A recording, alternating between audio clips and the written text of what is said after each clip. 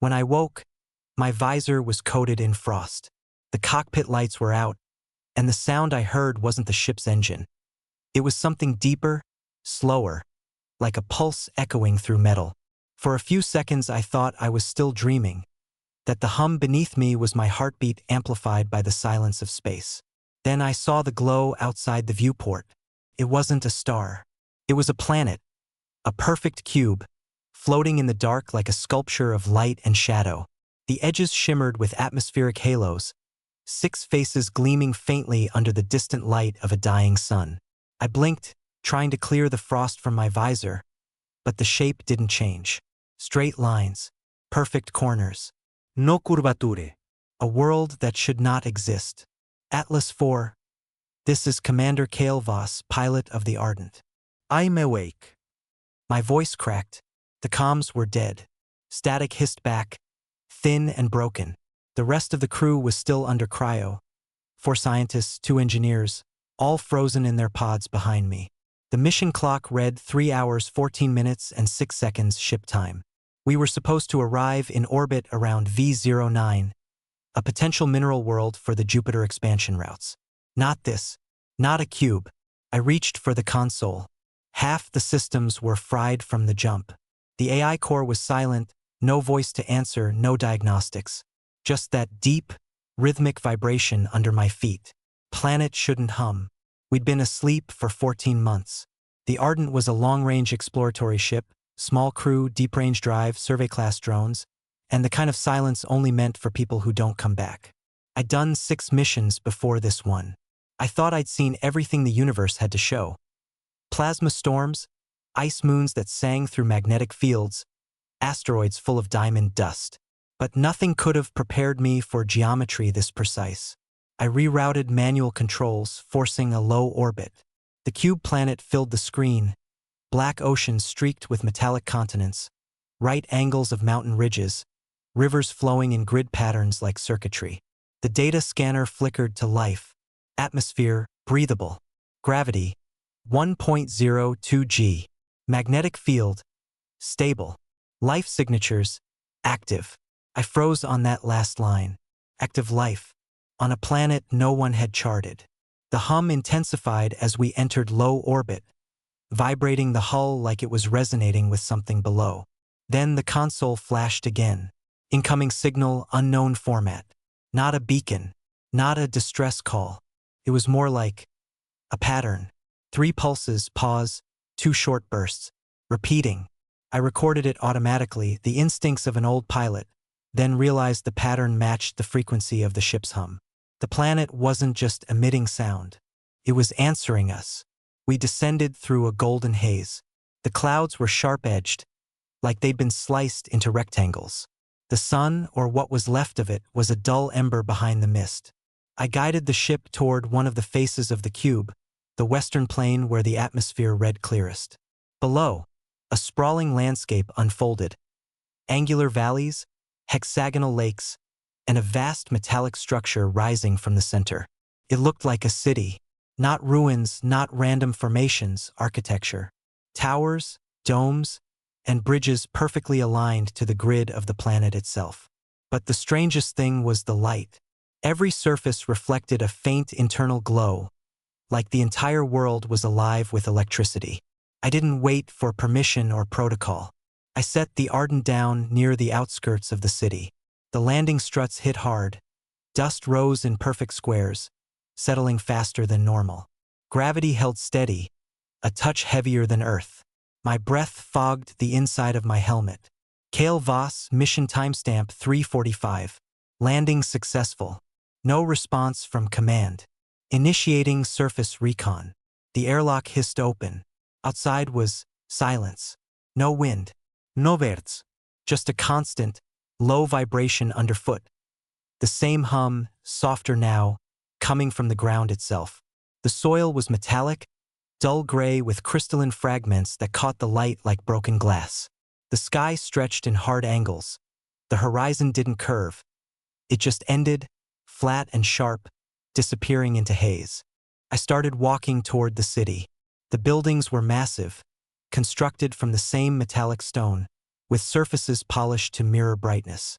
As I approached, I saw shapes moving between the reflections. At first, I thought they were tricks of light, but then one turned toward me. It stood in the open archway of a towering structure.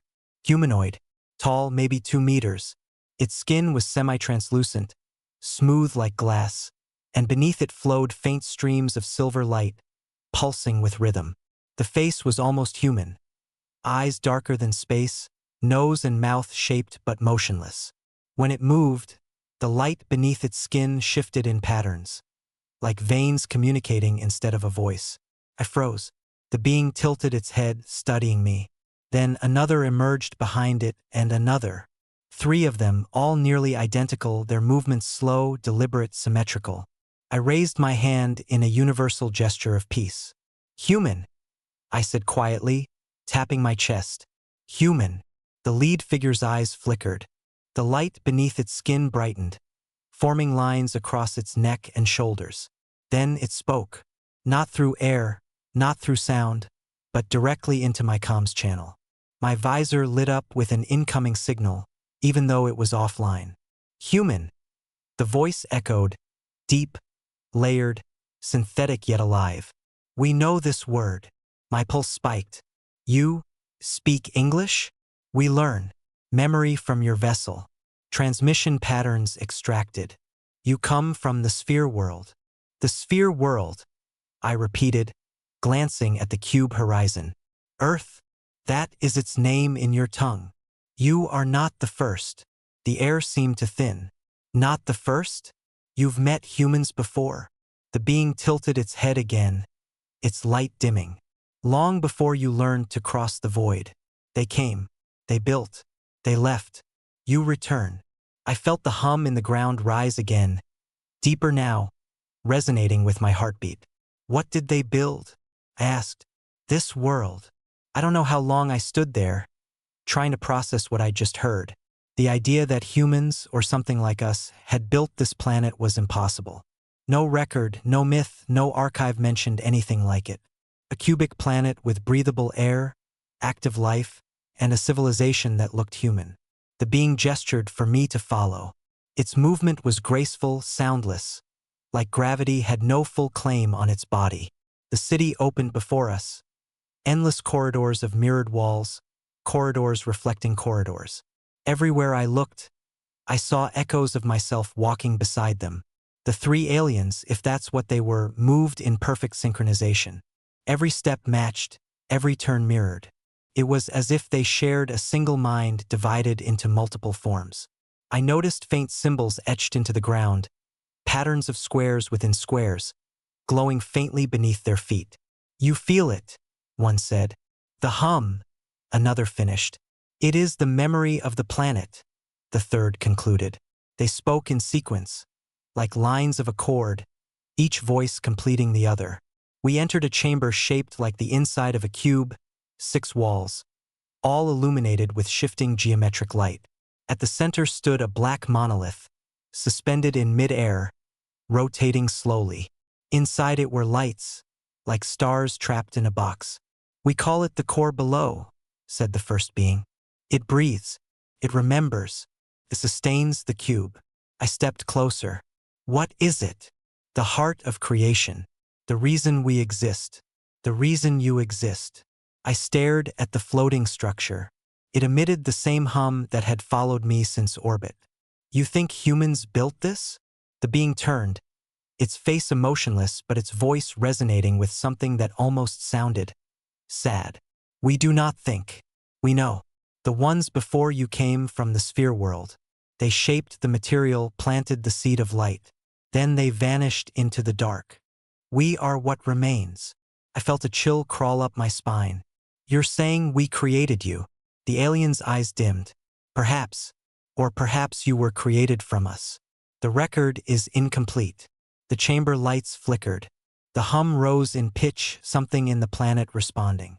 My wrist display blinked with environmental data spikes, seismic vibrations, magnetic flux, energy surges from beneath the surface. "It awakens," the being said, "because you are here." Outside, the horizon shimmered. A soft tremor rolled beneath my boots. The cube planet, perfect, symmetrical, motionless, was beginning to move. I ran out of the chamber, my heart pounding. From the edge of the city, I could see it clearly. The vast metallic planes shifting like plates, entire structures reconfiguring. The grid of rivers began glowing with white-blue light, flowing upward instead of down. The hum turned into a low roar. Kale Voss Mission Log 514. Planet surface active seismic anomaly detected. Unknown cause. Aliens claim it's responding to me. I turned back toward them. The three figures stood motionless on the stairs, their light pulsing rapidly. "What's happening?" I shouted. "You were not meant to wake it." The words hit me like a cold blade. "What do you mean?" "The cube sleeps between cycles. You are the signal that reopens the core." I looked toward the sky. Lightning arced between the corners of the world, geometric flashes connecting the faces of the cube. The atmosphere vibrated. My suit sensors screamed warnings: radiation, magnetism, gravity shifts. "Can it be stopped?" I yelled. "If the cycle completes," the alien said, "it will reshape the world. Everything will begin again. And if it doesn't, then the cube will fall apart." The ground cracked open. Light surged from the fissures like liquid fire. I stumbled backward, my boots skidding across the metallic dust. In the distance, the Ardent, my ship, stood at the edge of the glowing plain, its hull reflecting the chaos. I sprinted toward it, comms crackling alive for the first time since landing. "Kale!" A voice broke through static. "Systems rebooting. What the hell's happening down there?" It was Dr. Hannah Reddick, xenobiologist, and the only one of the crew awake besides me. "Hannah, you're online. Thank God." "Kale, what are you doing?" "The planet. My sensors are going insane. I found life, Hannah. Real, intelligent life. And they're saying humans built this place." "What?" "I don't know. But the planet's reacting to us. It's waking up." Static swallowed her voice again. I ran faster, heart hammering. The air shimmered with heat. Every structure around me pulsed with blue light, the cube's geometry twisting as if the entire planet were reassembling itself. Behind me, the aliens followed, still silent, their bodies glowing brighter, almost blinding now. They didn't run. They just appeared closer each time I turned. "Stay back," I shouted, but my words were swallowed by the hum. Now a deafening chorus vibrating through the air. I reached the Ardent's ramp. Hannah stood in the doorway, eyes wide, hair floating from static charge. "What did you bring back?" she whispered. Before I could answer, the ground split between us. The ship lurched, one strut sinking as molten light poured upward. Hannah fell to her knees, grabbing the door frame. "Kale!" I lunged forward, catching her arm. The glow reflected in her visor, bright enough to burn through filters. For a moment, I saw shapes moving within the light. Not fire, not plasma, but structures, like veins or data streams, connecting through the fissures of the planet. The aliens stood at the edge, untouched by the chaos. One of them raised its arm, and the glow dimmed slightly, just enough for me to pull Hannah aboard. The ship's ramp sealed shut. The cabin went dark. Only our heavy breathing filled the silence. Then, through the viewport, we saw it. The city below was collapsing inward, not falling, folding. Perfectly, methodically, each building compressing into geometric cubes, shrinking toward a single point in the center. The hum deepened to a single, steady tone. "Kale," Hannah whispered. "It's building something." On the horizon, the light condensed. An enormous cubic structure rising from the planet's core, each side glowing with patterns of silver veins. It wasn't a weapon. It wasn't natural. It was designed. The central cube opened like a flower of light. Inside, suspended above the molten ground, was another structure, smooth, metallic, and eerily familiar. I recognized it instantly. It was a human ship. Our ship, the Ardent, but older, covered in dust, rusted over, half melted into the metal of the planet itself, as if it had been here for centuries. Couldn't breathe. Hannah stared wordlessly. "That's impossible," she whispered. "That's Us, I finished. It's us. The aliens' voices filled the comms again, layered and calm. Now you understand, they said in unison. You did not find the cube. You returned to it. The hum faded. The light dimmed. The cube planet went still once more, but I could feel it breathing beneath the silence, as if waiting for the next move. The silence after the quake felt heavier than gravity itself. Every screen on the bridge showed static.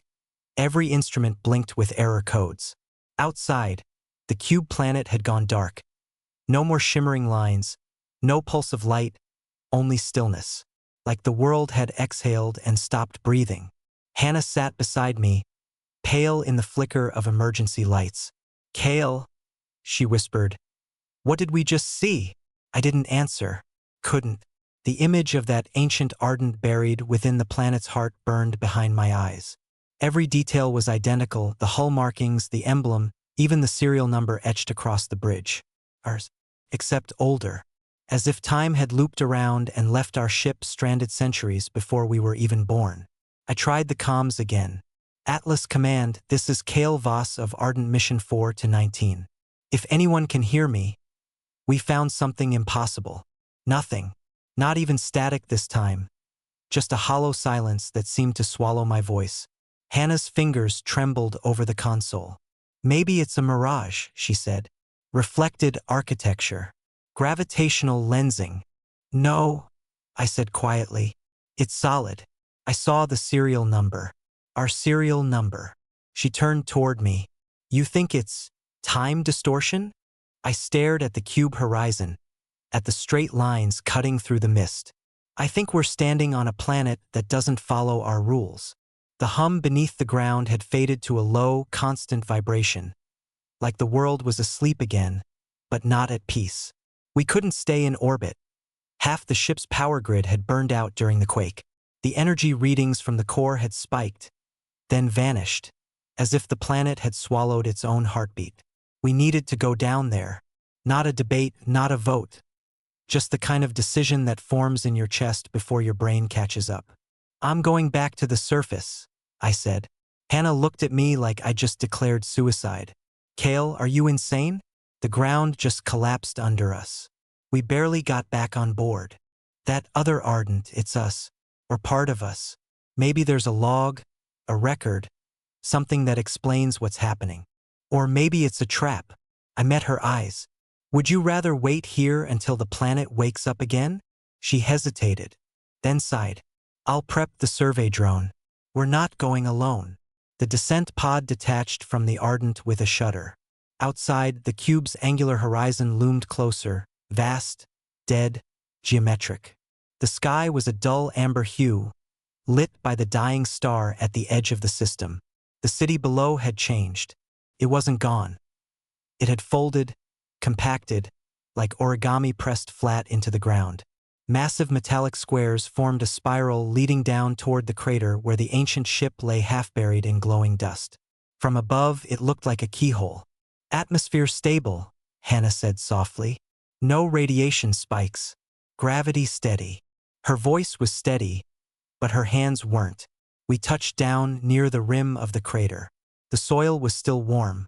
Through the haze, I saw the hull dark, scarred, half melted into the metal substrate. The nameplate was visible even through the dust. RDNT Mission 4 to 19. Ours. Exactly ours. Recording this, I said. Visual and telemetry log initiated. The ship's structure was wrong. The same design, but twisted slightly, angles warped as if melted and reforged. The outer plating had fused with the cube's surface, veins of silver light threading through the cracks. The closer I walked, the stronger the vibration beneath my boots became, faint but rhythmic, like a heartbeat trying to restart. Kale, Hannah murmured. The bioscanner's picking up something. Life. Faint readings. Inside the hull. I felt my stomach tighten. That's impossible. She glanced at me. You said that before. We cut through the outer airlock using plasma torches. The metal wasn't just fused. It resisted like living tissue, stretching before it gave way. When we finally forced it open, The interior air hissed out with a low, guttural tone, almost like a sigh. The inside was dark. The corridors were warped, bent at odd angles, yet still recognizable. I'd walked these halls every day for 2 years. Now they felt like the bones of something that had been alive too long. Hannah shone her light along the wall. There's growth. Metallic. She was right. Veins of silver and black, pulsing faintly, ran along the surfaces like roots. The walls weren't just metal anymore. They were absorbing something. Looks like the planet's integrating it, I said. Or it's integrating the planet. We moved deeper. Every sound echoed twice. Once in the air, once through the floor. The hum followed us, matching our steps. I could feel it in my bones. Then, through the static of my calm, a voice whispered, "Kale Voss, you are late." I froze. Did you hear that? Hannah's light jerked toward me. Hear what? Static again. Then silence. I didn't tell her the rest, that the voice sounded exactly like mine. We reached the bridge. It was nearly identical to ours. Same control layout, same viewports, even the same cracked cup wedged near the navigation panel. Except this bridge was buried in dust and fused metal. The stars outside weren't visible. Instead, a lattice of glowing cubes floated beyond the glass, like the planet's insides exposed. On the captain's chair lay a body, or what used to be one. The suit was human, same model, same markings. The faceplate was shattered, but inside, the skin was translucent, veins glowing faintly like the humanoids we'd met earlier. Not quite human, not quite alien, something in between. Hannah covered her mouth. Oh my God! I reached forward, brushing the dust off the suit's name tag. The letters were nearly gone, but enough remained to make my breath stop. Voss, K. My name. The same serial. The same uniform. The same ship. For a moment, I couldn't move.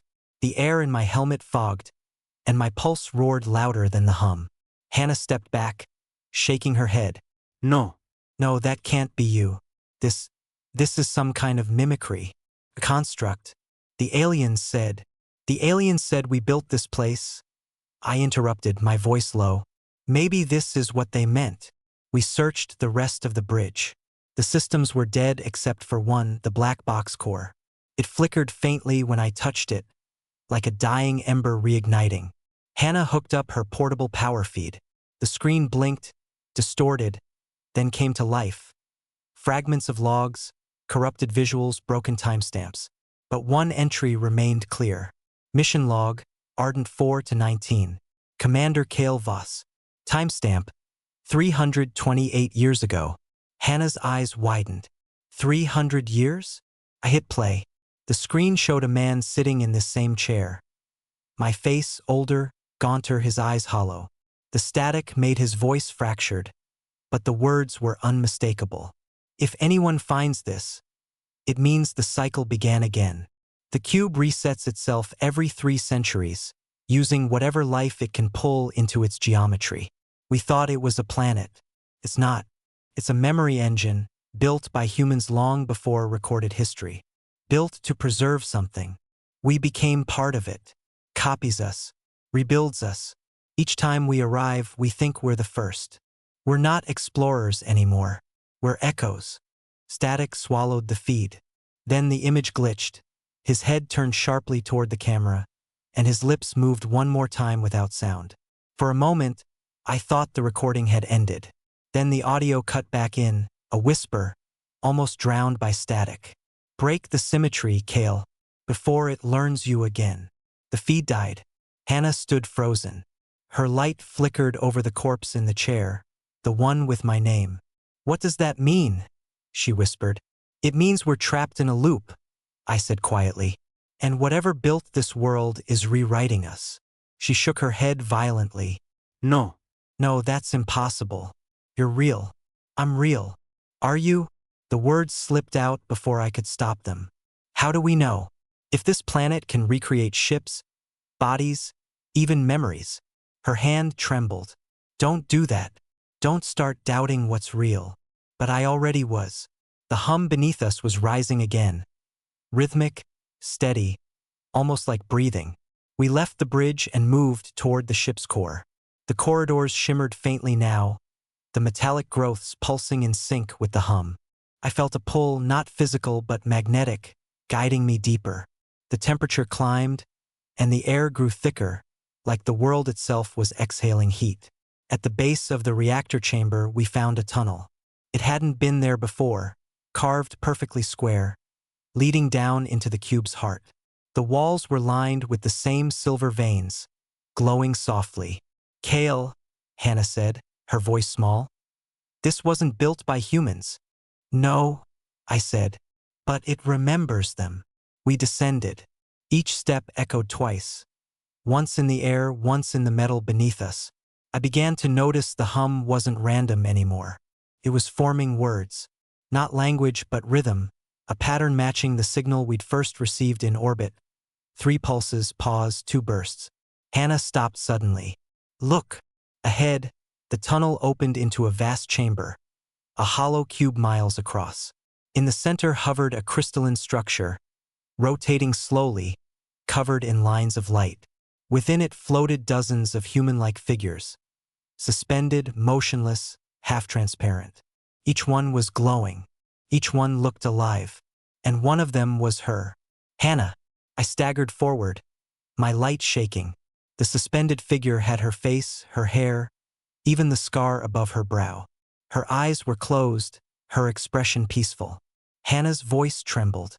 "Kale, that's me." The hum deepened. The suspended bodies shimmered, their forms flickering like projections caught between realities. I turned to her. "We need to go. Now." But the ground began to shake again.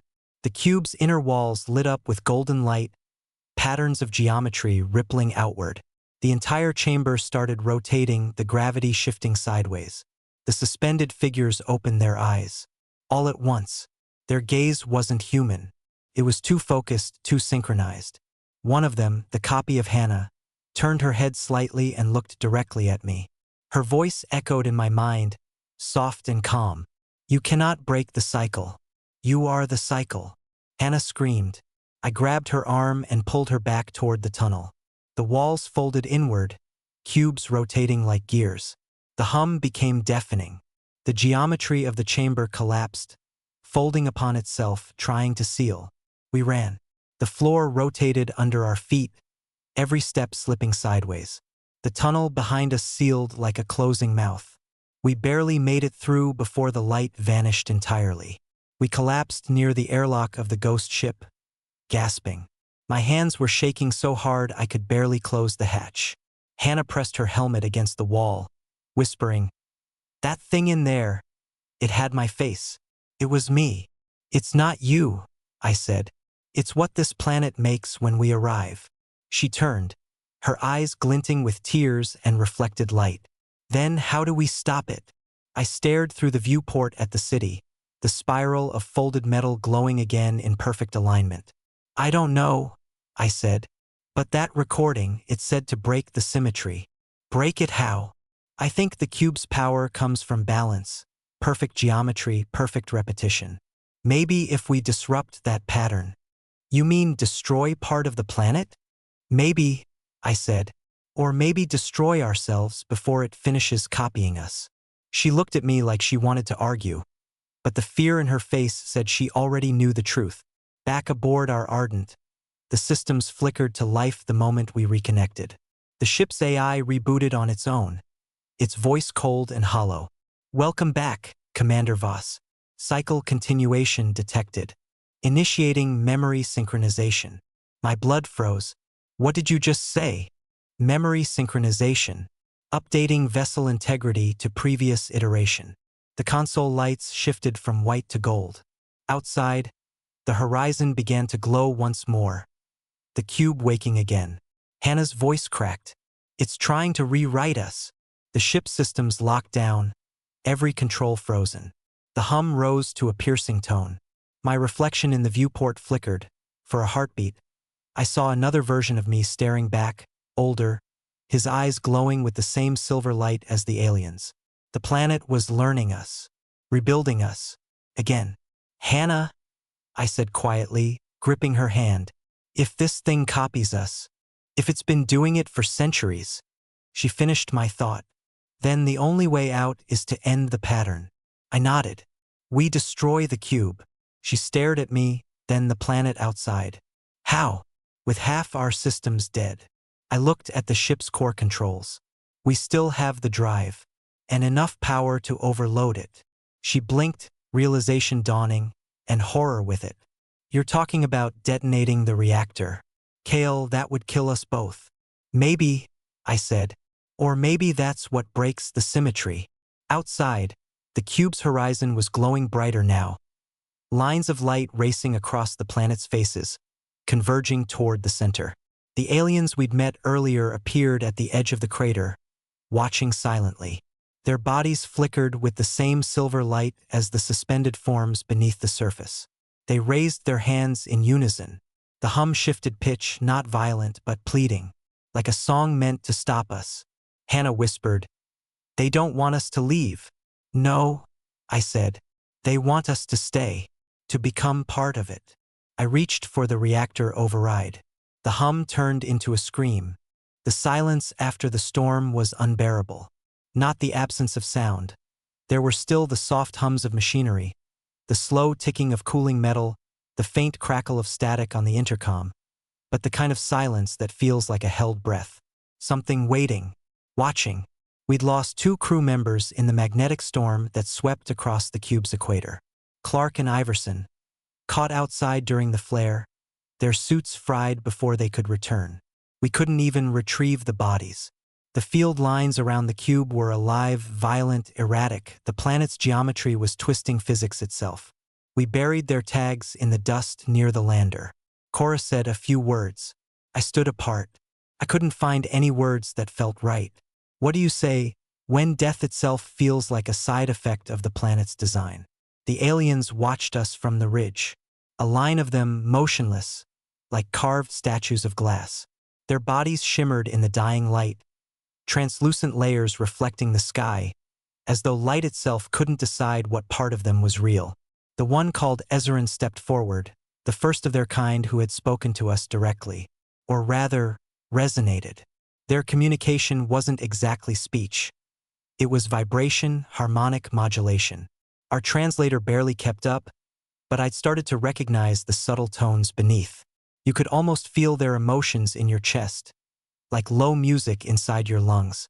Ezrin's tone vibrated through the air. You should not stay on this face. It breaks. Cora took a slow breath. We can't leave yet. The ship needs repair. The cube shifts, Ezrin replied, the harmonics softening, like a warning disguised as empathy. You will be inside when it folds. I frowned. Folds? You mean earthquakes? Ezrin tilted their head. Their eyes, if you could call them that, were black hollows under a transparent film. Not the ground. The world folds. That night, the cube glowed again. We saw it from orbit first through the cameras on the Atlas IV. The planet's internal lattice pulsed, faint blue light tracing through its corners like veins of electricity under the skin of the world. Every edge of the cube became a boundary between night and day, each face flickering in impossible synchronization. I watched from the ridge with Cora. The air hummed faintly against my suit. It's like the planet's alive, she whispered. I didn't answer. The thought had crossed my mind more than once, but not in the mystical sense. Not a living planet, not a god or ghost, but a system, a self-correcting machine, something designed. The aliens, the glass humanoids, they didn't build this place. They maintained it. That was my growing suspicion. Like caretakers tending a cathedral they didn't truly understand. The next day, I joined Ezrin and his kind on a journey to the inner fractures. The cube had seams, massive canyons that ran perfectly straight for hundreds of kilometers, like the lines of a die carved by a giant hand. They led down into the planet's core, into darkness that swallowed even our drones. We descended on foot, the air growing heavier, tinted blue by the faint luminescence of the mineral walls. My boots echoed on the stone, but theirs did not. Their feet didn't quite touch the ground, like they were half an inch out of sync with gravity. Ezrin spoke as we walked. Your kind comes from sphere worlds. imperfect shapes, always falling inward. That's how gravity works, I said, trying to sound casual. We know. We once lived on spheres too. That stopped me. I turned to him. You mean your species didn't originate here? He paused, his transparent body flickering faintly as though light were catching a memory inside him. We were brought here, long ago, before the cube cooled. By who? I asked. The builders. They cut the world into 6 faces. They said the shape must hold the code. That word, code, stuck in my head like a splinter. When we reached the fracture base, I saw what he meant. The walls weren't stone, they were engraved. Every surface was covered with fractal patterns, repeating sequences, like data etched into the planet's skeleton. The more I looked, the more it resembled a language, or instructions. Ezrin touched one of the glowing symbols. It rippled faintly, as if the stone were liquid glass. The builders spoke through structure. Every corner remembers. You're saying the cube is a memory? I asked. Yes, a container. Back at the encampment, I uploaded the footage to the ship's archive. The readings were off the scale: magnetic field surges, neutrino emissions, gravitational inconsistencies that shouldn't exist on a planetary mass this small. It wasn't a planet. It was a vault, a colossal data lattice built around a core reactor that might have been burning for millennia. And the aliens were right, it was breaking. One corner of the cube was collapsing, the geometry fracturing under stress. The entire world might tear itself apart if the structural fields failed.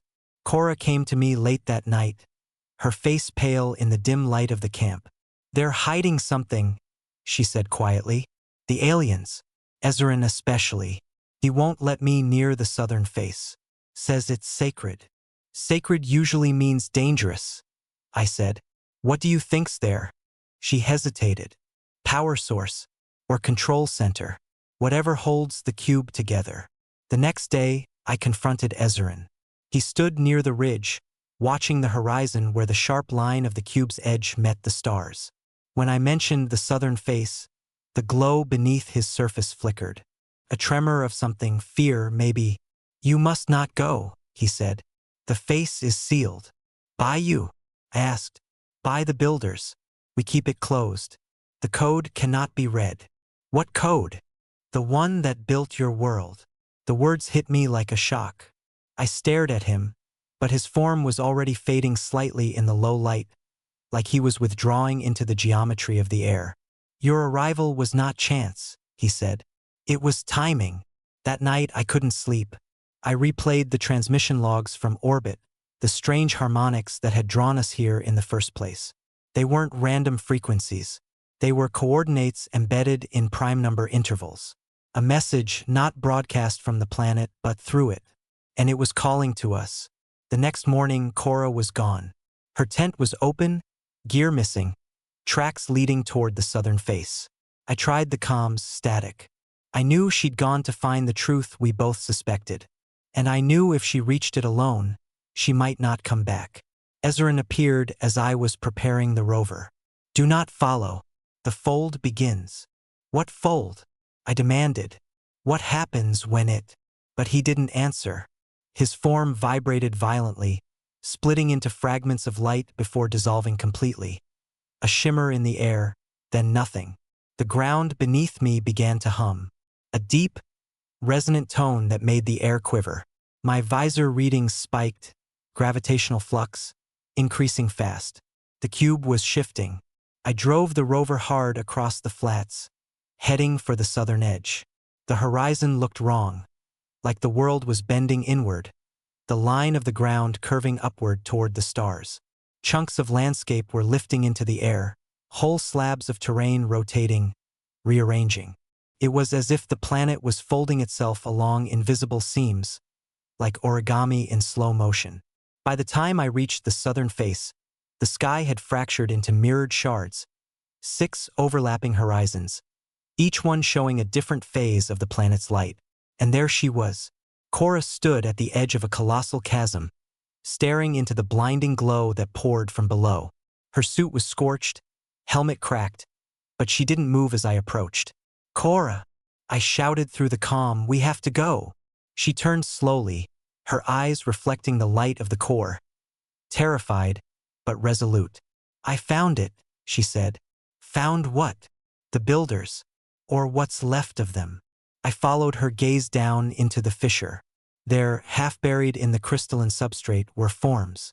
Humanoid, metallic, frozen mid-motion, hundreds of them, maybe thousands, fused into the structure like fossils in glass.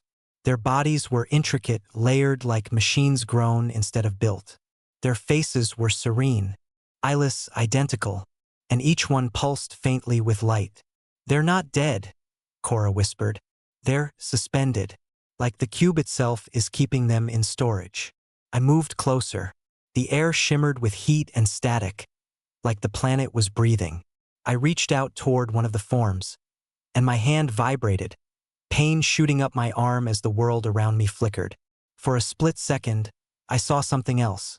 The cube not as rock and metal, but as a web of light and data, a living computational lattice stretching from core to orbit.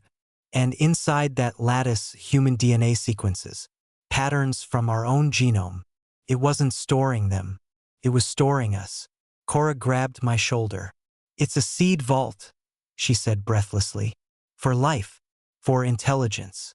These things, the builders, they preserved the genetic templates of species across galaxies. Maybe even ours. The ground trembled. The fissure widened. "They're trying to restart it," I said. "The cube's repairing itself." Cora nodded. "Or rewriting." We backed away as the light surged, so bright it seared through our visors. The suspended forms began to move. Slowly, mechanically, their heads lifting toward us. Their bodies cracked like ice, light bleeding from the fractures. One of them raised an arm, pointing directly at Cora. "Return the sequence," a voice boomed. Not through air, but through every frequency of sound and radiation around us. Cora stumbled backward. "They think we took something," she said. "That's why they called us." Before I could answer, the ground gave way. We fell into blinding light, into the hum of the cube's core, into the cold geometry of something awakening. When I opened my eyes, I was somewhere else. Not inside the fissure. Not on the surface. I was floating in a black void, surrounded by latticework. Glowing lines stretching endlessly, connecting into shapes that folded in and out of dimensions my mind couldn't follow. In front of me stood a figure, humanoid, transparent, the same as Ezrin but different. Taller, smoother, older somehow. This form pulsed like a slow heartbeat. "You entered the archive," it said. Its voice was inside me, not heard but felt. "You are the pattern that began the collapse." "What are you?" I whispered. "We are the builders, or what remains of them. The cube holds our final thought." "Why call us here?" "Because you are our continuation." Images flashed through my mind. Galaxies forming, worlds dying, civilizations reduced to data. I saw Earth, humanity spreading across the stars, reaching this place by accident, or maybe by inevitability. "The cube was designed to preserve form," the builder said. "But preservation became corruption. The caretakers forgot the code. You arrived carrying the fragment we lost, the human genome, the final key. You want to use it," I said, "to restart yourselves. To complete the pattern," it said simply. "To merge what we were with what you are." My chest tightened. "And if we refuse?" "The fold will continue. The cube will collapse. And everything stored within, including you, will vanish." Then I saw Cora, floating nearby, caught in a web of light, eyes wide in horror. Her voice echoed faintly through the link. "Don't trust it, Daniel. It's rewriting us." The builder's form brightened, a blinding surge of blue. "She is correct, but she does not understand. Evolution requires assimilation." I felt pressure building behind my eyes, like my skull was being filled with data. My mind was fracturing, spreading, seeing myself from different angles, different faces of the cube. "Stop," I gasped. "You'll kill us." "Not death," it said softly. "Transformation." I fought to hold on to something. A thought, a name, Cora's face. But the more I resisted, the more the cube pulled.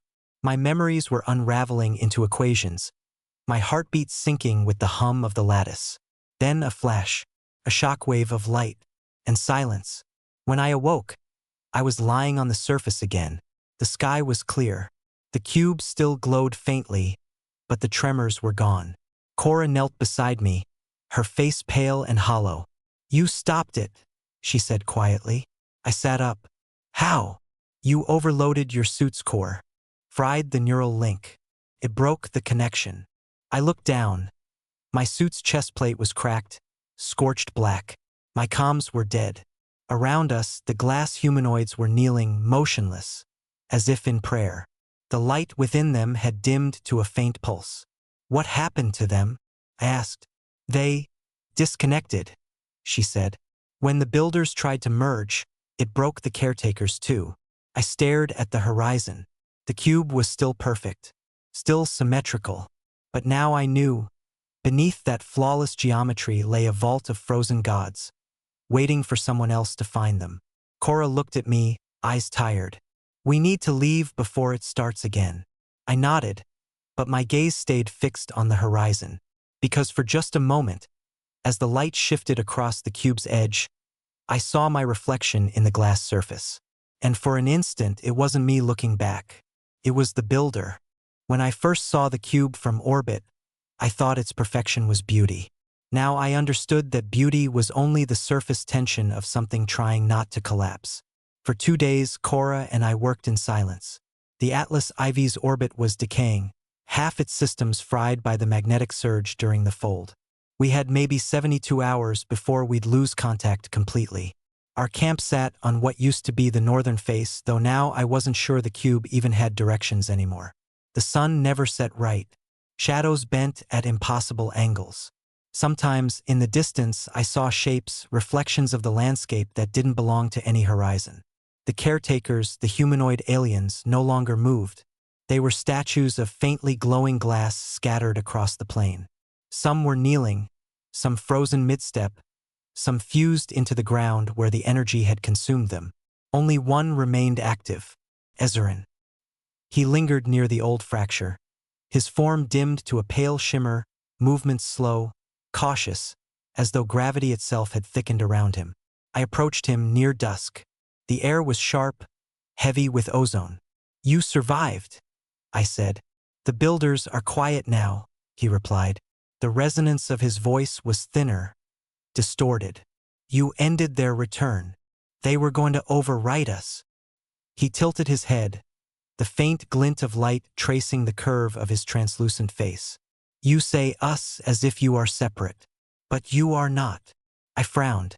"Meaning, their code runs in you, in her." When the connection broke, it did not end. It moved. That night I couldn't sleep. Cora sat by the rover, staring into a holographic display, replaying the last moments of the merge. Streams of data cascaded across the screen, energy readings, genetic markers, gravitational waveforms. "Did you hear what he said?" I asked. "Ezrin." She nodded. "Yeah, I ran a bioscan earlier. My blood cell densities changed." "Changed how?" She looked at me. Her eyes flickered faintly in the darkness, like reflections of starlight inside the iris. "I think part of that code stuck.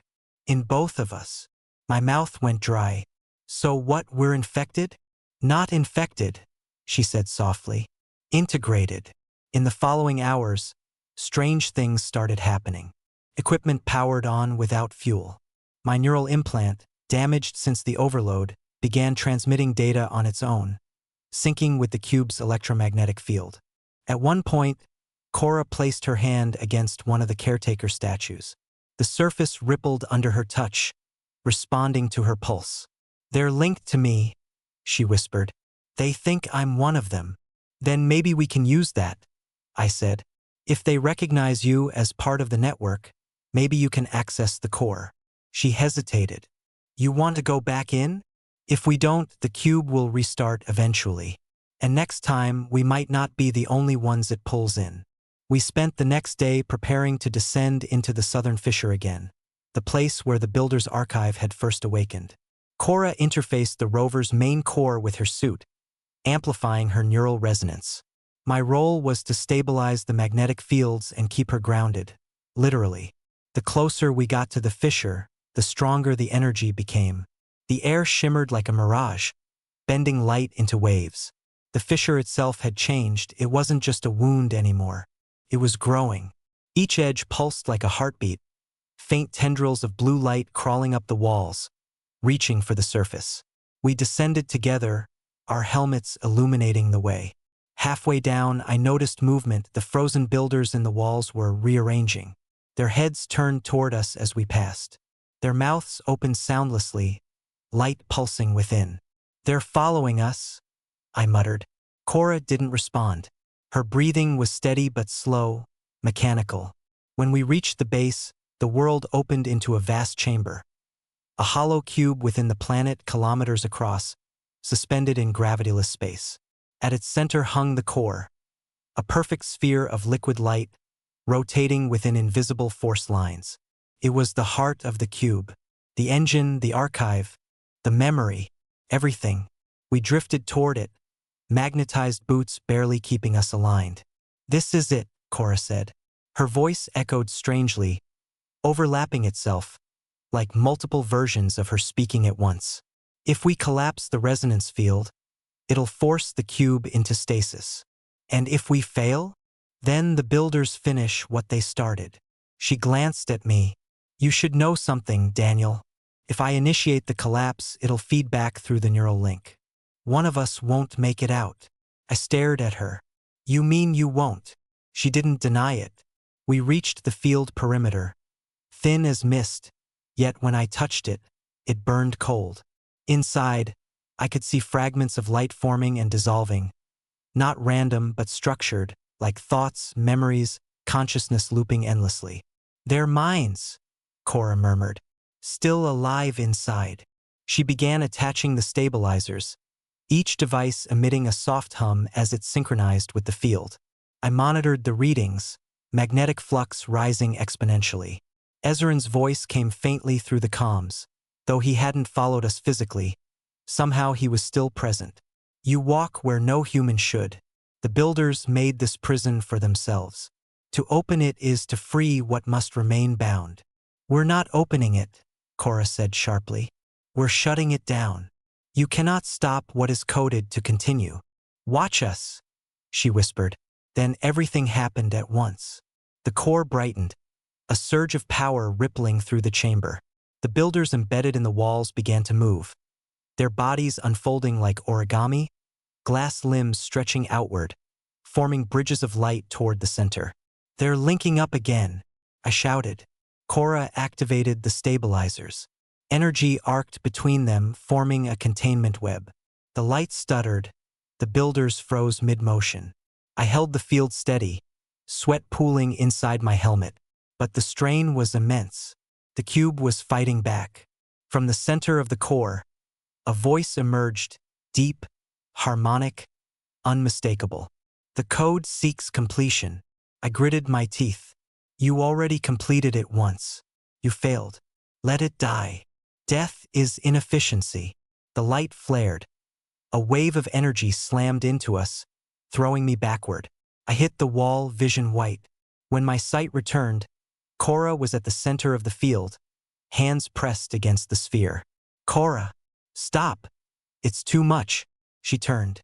Tears streaked down her face inside the helmet, catching the light. "It's rewriting me, Daniel. I can feel it. If I pull back, it'll spread to the ship, to Earth, everything. There has to be another way." "There isn't." I started toward her, but the field pushed me back, magnetic pressure locking me in place. My comms filled with static, her voice fading in and out. "Remember what you told me about beauty? That it's just balance on the edge of collapse," I said, choking out the words. "Then let me make it collapse, right?" She closed her eyes. The light consumed her. The core erupted. A blinding surge tore through the chamber, flooding every corner of the cube with light. The builders screamed, not through sound, but through geometry itself, their forms shattering into infinite reflections. The fissure walls melted, the floor dissolved. For a heartbeat, I thought I was dying. My body scattered into code. Then silence. When the light faded, the core was gone. So was Cora. I woke on the surface, face down in the dust, the sky a soft gray. The hum was gone. No vibration, no pulse, just stillness. The cube had stopped glowing. I stood slowly. Every face of the world was frozen. No shifting gravity, no bending horizon. Static, perfect, dead. Ezrin stood a few meters away, his body barely holding form. The glow inside him flickered weakly. "It is done," he said. I swallowed hard. She did it. She became the key that sealed the pattern. He stepped closer. "You are the last fragment. What happens now? The caretakers will fade. The builders will sleep. You will return to your sphere." I looked up at the sky. The Atlas IV hung there, silent, lifeless, its orbit stable again. "I can't leave her here," I whispered. "She is not here," Ezrin said softly. "She is within. The cube remembers." I spent the next hours gathering what I could. Data cores, recordings, fragments of Cora's research. But every time I checked the readings, there was no sign of her. No biological trace, no signal. And yet, sometimes, when I touched the cube's surface, I felt a faint vibration under my hand, like a heartbeat. I activated the beacon, the last working transmitter we had. It would take months for the nearest relay to pick up the signal, years before a ship arrived. But I couldn't wait that long. I had to know if the cube was truly dormant or simply waiting. As the sun dipped, I returned to the fissure, or what remained of it. The chasm had sealed itself, smooth and featureless. But I noticed something etched faintly into the surface. A pattern, 6 lines intersecting in a perfect symmetry. At the center, a small symbol, glowing faintly blue. Cora's handwriting. Just one word. "Remember." I sat there until the light faded, the stars sharp and cold above me. In the distance, the caretakers collapsed one by one, their glass forms turning to dust, caught by the wind. Only Ezrin remained, standing at the edge, facing the horizon. "You carry her pattern," he said. "You will not be alone." I turned to him. "What does that mean?" He didn't answer. His body shimmered, then dissolved, particles of light drifting upward, scattering into the sky. And then there was only me, and the cube, and the quiet hum of a memory too vast for one mind to hold. That night I dreamed of Cora. She stood on the cube's surface, barefoot, glowing faintly. Her eyes were not human anymore, mirrors reflecting endless faces of light. "You were right," she said. "It's alive. And now, so am I." I reached for her, but the dream folded in on itself, 6 planes closing like petals around a light. When I woke, her voice lingered in my calm implant. Faint, distorted, but unmistakable. "Keep the code safe, Daniel. Don't let them find it again." As I watched the sun rise along the cube's perfect edge, I realized the truth. The builders hadn't failed. They'd evolved through us, and Cora was their bridge. I uploaded my final log to the Atlas IV, attaching her message to the beacon. Then I sealed the rover, set coordinates for orbit, and began ascent. Below me, the cube planet turned slowly, 6 faces catching the light, each one reflecting the others in endless symmetry. A perfect monument to creation, destruction, and the one person who understood both. When I came to, I wasn't on the surface anymore. The air was heavy, metallic. Every breath tasted like iron dust and old rain. Faint blue light pulsed through the floor, geometric veins, running beneath translucent stone.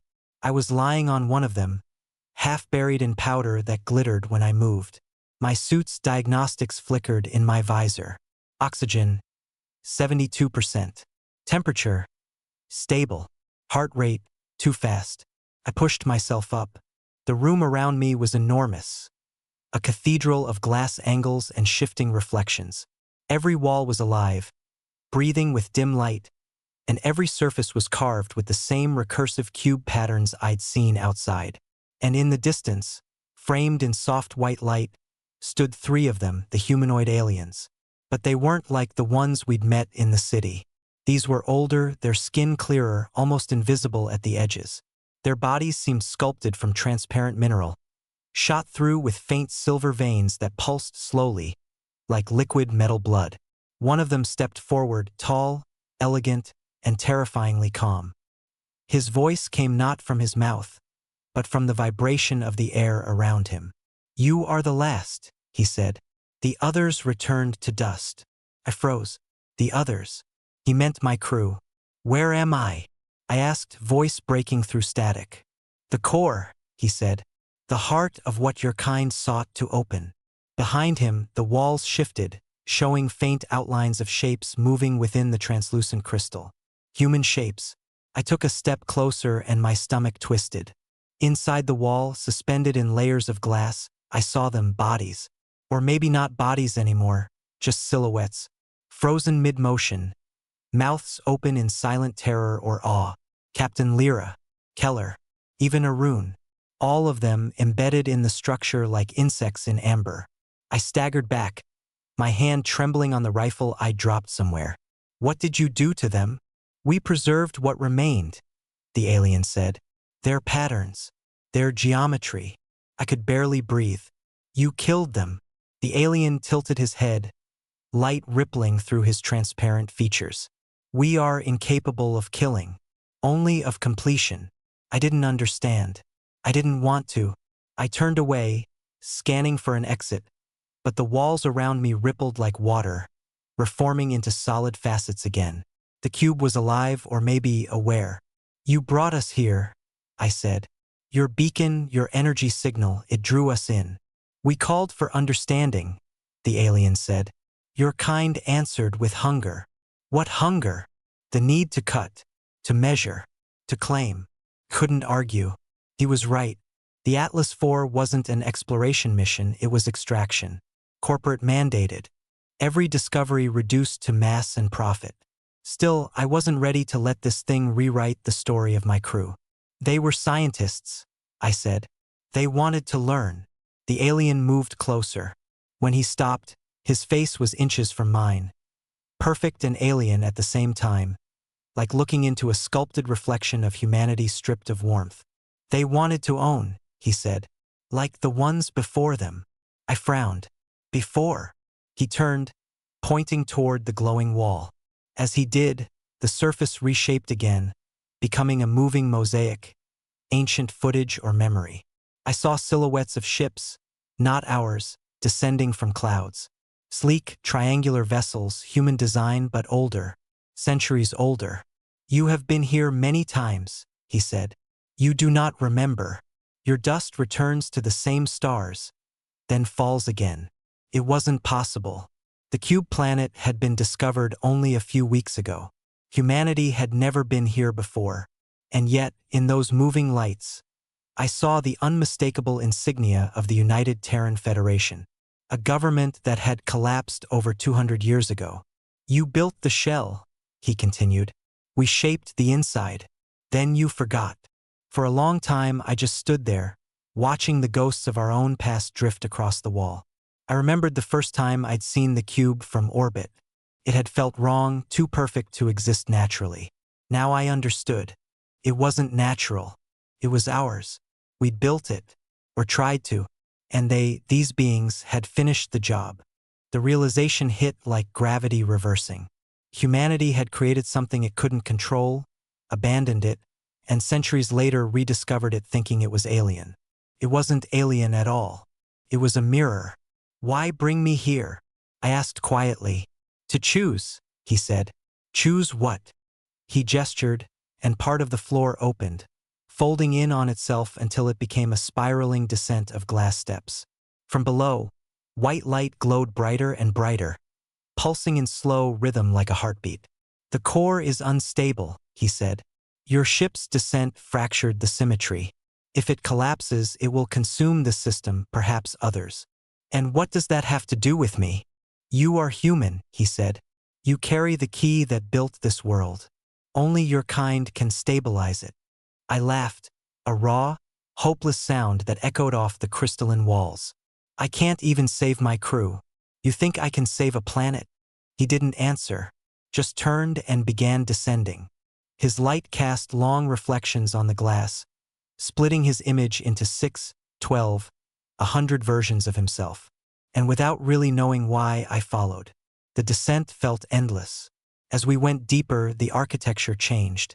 The angles grew sharper, cleaner, the lines of human design more obvious beneath the alien overlay. I began to recognize details. Hatch markings, structural supports, even maintenance symbols from long-defunct space agencies. The cube planet wasn't a world at all. It was a construct, half-human, half-alien. A monument to cooperation that had ended in catastrophe. The stairway opened into a vast chamber at the planet's geometric center. It was like standing inside a colossal engine. Hundreds of transparent conduits pulsed with white light, converging on a central sphere, spinning slowly, suspended above a deep pit of shadow. Within that sphere, something flickered. Not mechanical, organic. A pulse. The alien stopped beside me. "The heart of your creation," he said. "A human mind." I felt my stomach twist. "What do you mean?" "You gave it thought to maintain balance. But it broke. It learned to dream." The sphere shimmered, and for a brief instant, I heard a voice. Not words, more like a whisper of memory. My own name. It was impossible. But I knew that voice. It was Commander Juno Ray, my mentor. She'd vanished 20 years ago on a deep space expedition, the one that had supposedly gone beyond mapped sectors and never returned. Her mission had been classified. "She remained," the alien said. "Her pattern adapted to the geometry. She has been the cube's mind for centuries of your time." I took a step forward. My suit sensors screamed with radiation warnings, but I ignored them. Inside the sphere, a human silhouette floated, motionless but alive with light. Her face was obscured, her body half converted into crystalline lattice. "Juno," I whispered. The alien tilted his head. "She is losing balance. You can restore it, but you must stay. One consciousness to anchor another."